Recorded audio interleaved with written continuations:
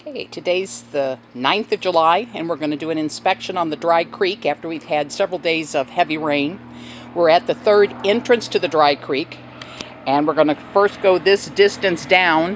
This is actually the area that leaves the Dry Creek and goes, oh, helicopter flying over. This actually goes under the train tunnel, and it does not look like there's too much debris. Looks like, water running can go very easy. You can see all the way through the tunnel.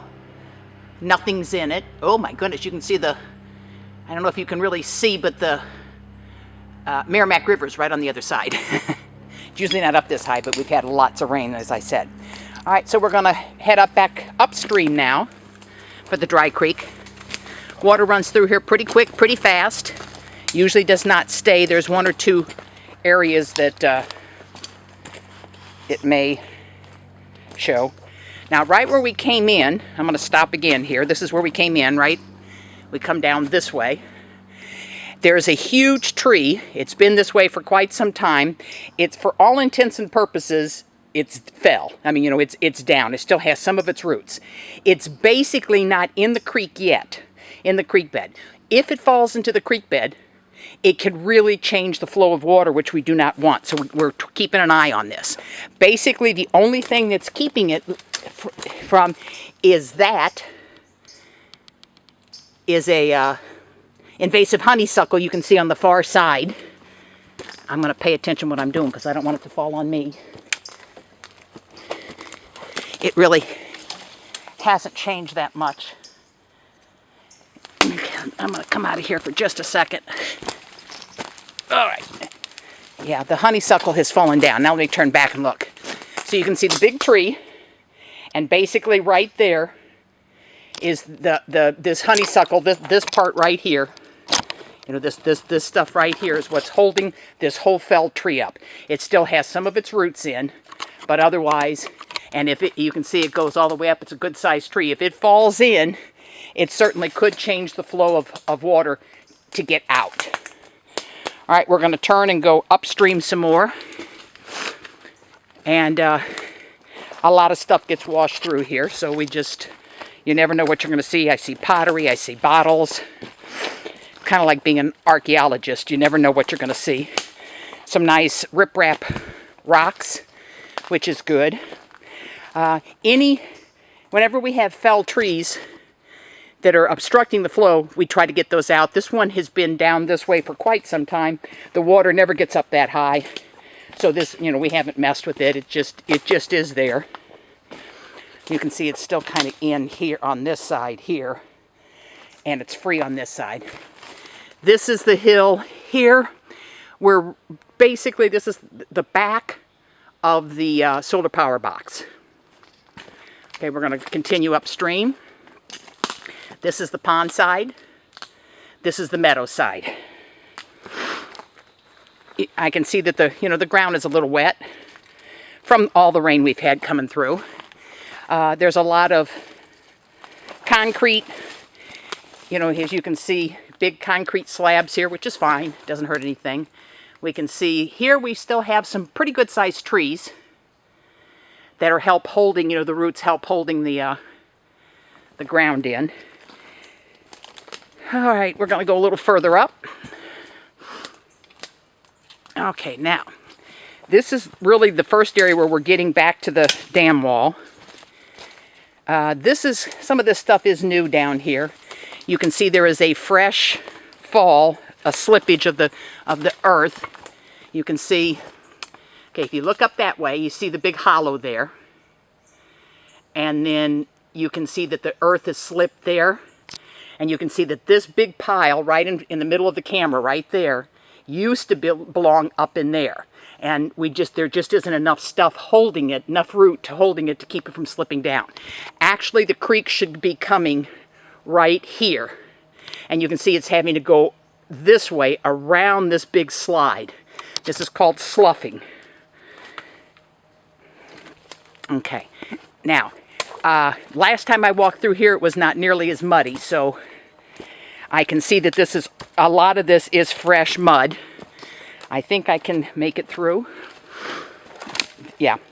There was much more of a creek bed here. This sloughing is all new, just since the last rain. The pond is right up there. This is the dam wall. This is the back of the dam wall. You can see, if you look up, can you see the bat box? That's basically the middle of the dam.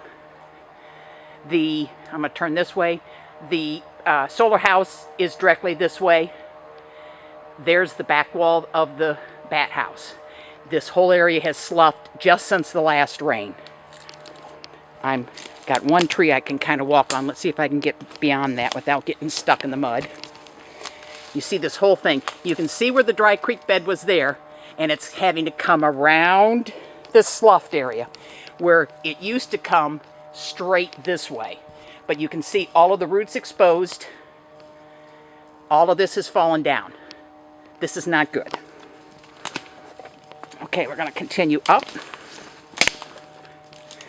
I see some logs we can certainly move.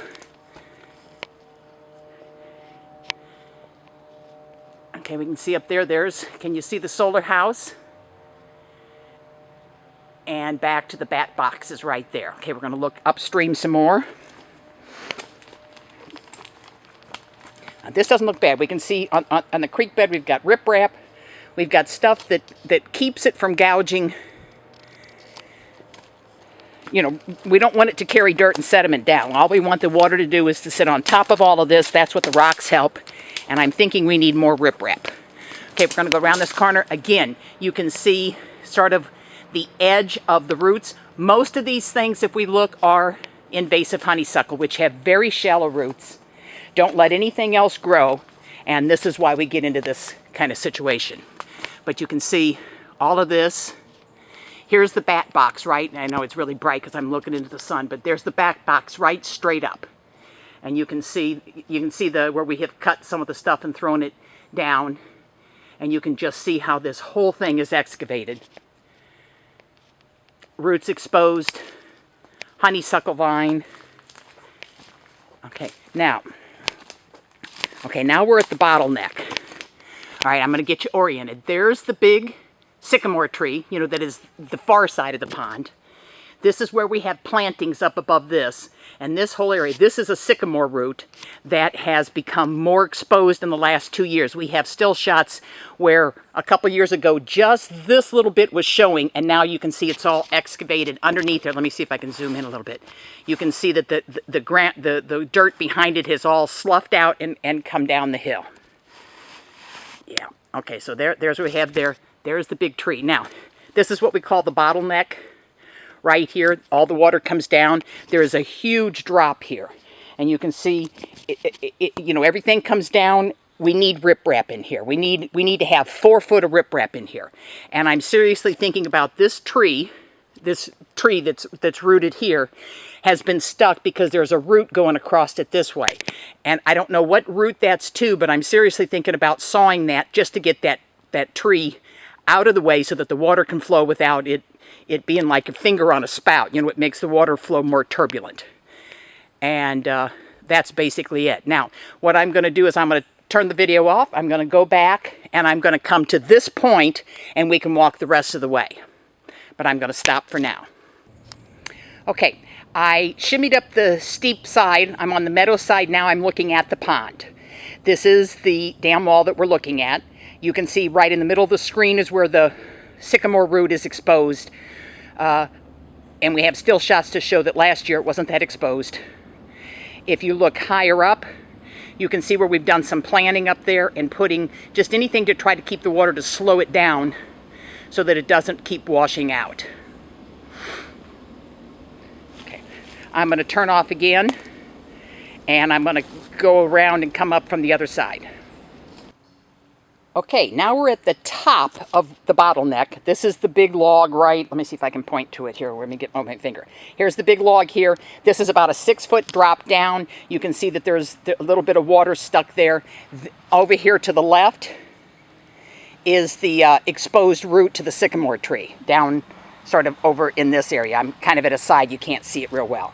But basically what we need to do is we need to keep the water going forward and not laterally to the left, which is the, eroding away the dam wall. You can see how much erosion there is. I'm going to zoom in just a little closer. All of this, that's all dam wall, and you can see that it's all,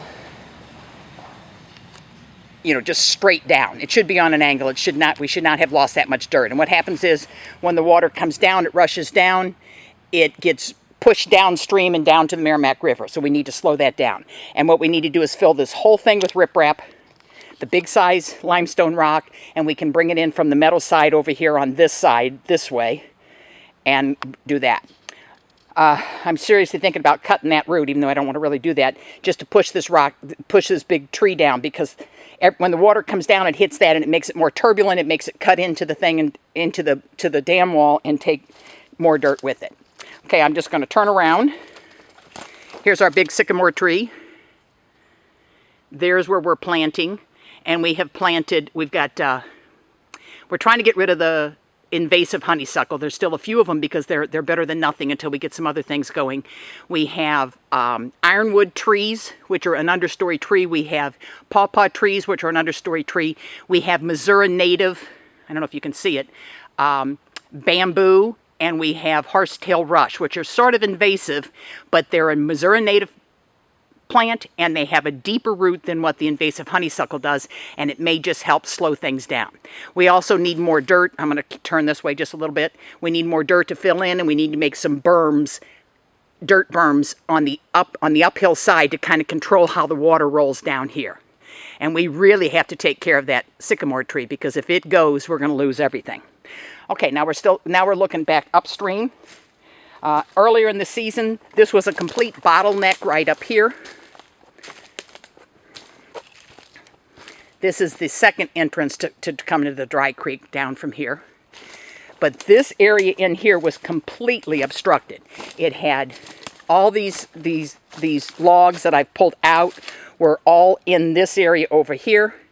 And the water was not coming at all. It was just filled with debris and sticks and leaves. So we do have this open now, and the water flows more naturally. Okay, we're coming up to where the water comes in under the canyon, under Condor Canyon Road, up here. I'm going to stop for just a second so you can see it. And you can see how much riprap's in this area, and that's why this isn't eroded.